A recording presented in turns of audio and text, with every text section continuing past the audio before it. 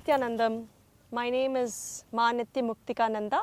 I'm a full-time volunteer at the temple in Seattle that was established by Swami. And I'm a tax preparer, a housewife, and I'm a karate kid, as somebody told me. And I just enjoy whatever I do every moment. So tell us about your husband who took inner awakening first. So you might want to say, my husband, Mukthikananda, if I said that right. He took inner awakening and what year it was, and then tell me, what did you notice when he came back? So we met Swami in the year 2009. Say, my husband and I met Swami. My husband and I met Swami in 2009, in April, when he had come to Seattle. And we were asked to attend the course, the discourse that he was going to give by my brother-in-law. He said, just come and meet him. You'll know what it is for yourself. And we really actually went there out of curiosity. It was interesting. Personally, I felt when I looked up and I met Swami and I had his darshan, it felt very nice. Felt extremely relaxing, and I felt there was something about me that he had stirred, something he said that made me even more curious to seek out and see what's happening. Okay, so here's what I would like for you to focus on saying what you need to say in one or two sentences. Okay. So it has to be really have a lot of punchiness. Okay. So you have to say something like, my husband came back from inner awakening. And, Got it. Before that he was doing this with the kids, and he was upset, and he was grouchy, and he would blow the horn in traffic, and then all of a sudden when he came back, he was like super, just really think of some specific things that you noticed before and after. Okay. Okay? Yeah. So after we met Swami in 2009 in April, my husband kind of got more connected. He felt he had to do the courses. He had to know more. He was more spiritually inclined than me. I was just a curious onlooker at first, just wondering what's going on. As soon as he met Swami, he decided to do a few more courses, and he decided, you know what, inner awakening is for me. And so my husband immediately booked his tickets and went to the inner awakening that was happening in June of 2009. He was actually quite a gentle person, no big hang-ups, but I think as a normal human being, there were a lot of little frustrations, wanting to multitask, wanting to be multidimensional, but not being able to. He would say, I need to finish one thing first and then I get to the other one. And I was the kind of person who would say, okay, let's get started, let's keep doing, let's finish one thing after another. So I was an early morning person and he was a late night person, so we were kind of opposites. So he went to inner awakening, and when he came back, there was something so different, something really, really fundamentally different about him. He had quietened down. He was even more intense, and there was something about him that said he's not what he was before, and that made a big difference. I don't think we really verbalized it a lot between the two of us, but we just felt a much more intense and a deepening of our relationship when he came back.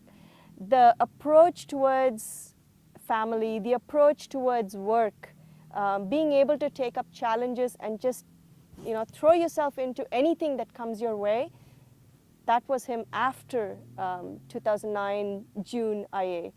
Talk a little bit about your educational background, because it's very interesting for the viewers. Sure. So I'm actually an accountant, and I prepare taxes for people. Taxes are my passion. I love playing with numbers.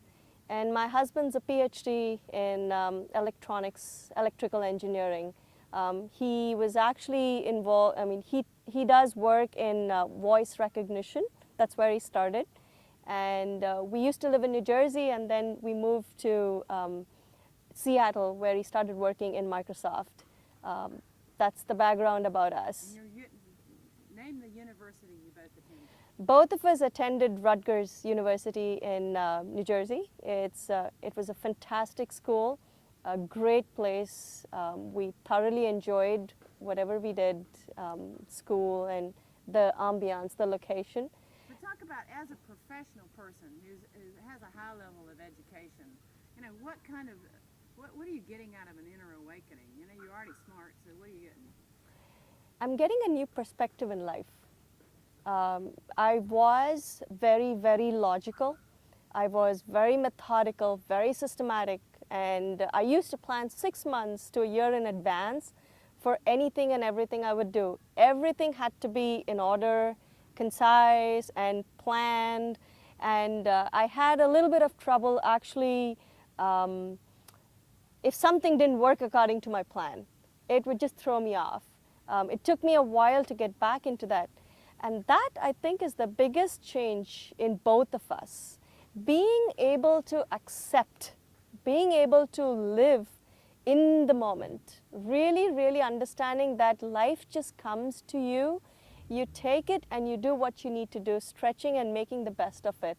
I think that worked a lot. And we kind of gelled together really well, complemented each other.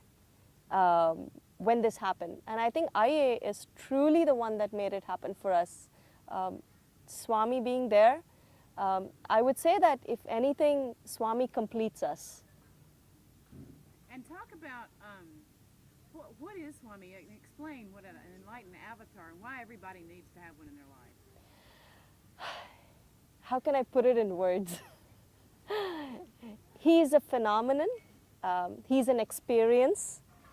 He is beyond logic. He is beyond normal understanding.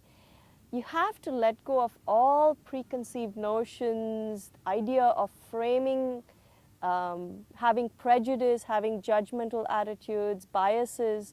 You just have to drop everything to really understand, or even begin to understand. I wouldn't say we'd really understand, because he's so vast that I think we're just, I would say, preschool, probably at a preschool level of understanding him right now.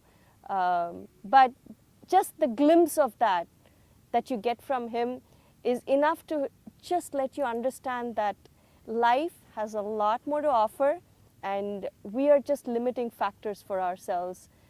If there's anything, he just helps you be free, liberated, to do anything and everything that you choose to do. Any patterns, specific patterns you've had that have melted down?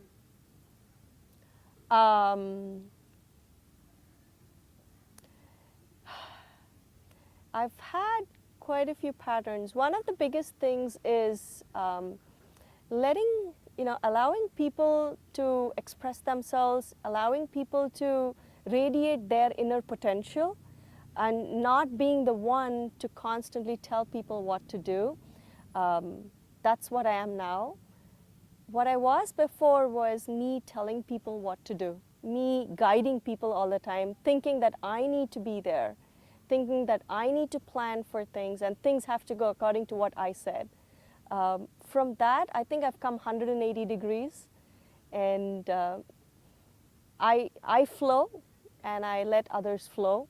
And I realize that when I'm doing that, I'm growing, first of all. I'm listening to myself, I'm listening to others. And I understand that anybody and everybody has a role to play in each other's life. What about the transformation programs? Why is this one different from, say, some regular other transformational programs? Frankly, I don't think I will be able to answer that, because my first guru has been Swami, and I've not looked into anybody else ever since. I'm so fulfilled, I'm so content and happy that I've not looked at anybody else. But I do see just one thing. The transformation that we get here is intense, it is deep, and it really changes life. It is not superficial. It is not something that stays with you for some time and then you drift off to doing something else. It's something that you realize you truly believe, and it helps you believe in yourself. And that's what I've gotten. I don't think I've talked a whole lot in front of the camera before this. 5 years back, I wouldn't be seen near a camera. But something changed because I felt whatever was inside me, I can be that. Whatever it is, that's what I am. And I know I can express it in front of people. I know that it is beyond judging. I know that I can just be. So what is, can you just use the word and say, completion is blah, blah, blah? Completion is completely being yourself, being with yourself, and being with others as they are in their growing process, in their life, at their levels. You just being at peace with everything and taking yourself one notch higher. And as like Swami said, it is being in tune, listening to yourself and listening to others. Being in perfect listening is what I would say completion is. Okay, anything else you want to say? I just want to say that if there are no excuses, there are no reasons to make life better.